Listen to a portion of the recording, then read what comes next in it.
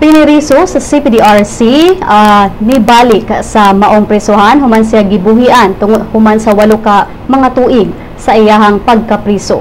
Apan nibalik kini sa CPDRC aron maghurna og pan. Apan imbes mao kini si Servando Amakna kinsa nagsugod og hurno og pan sa sugod ni adtong 13 anyos pa siya sud sa usa ka bake shop sa dakbayan sa Talisay. Apan nabilanggo kini human niya dunggaba og gipatay ang igsuon sa iyang ama-ama. Matod ni Amakna nga wa siya madahog niya ang iyang trabaho sud sa prisuhan human siya madakpi.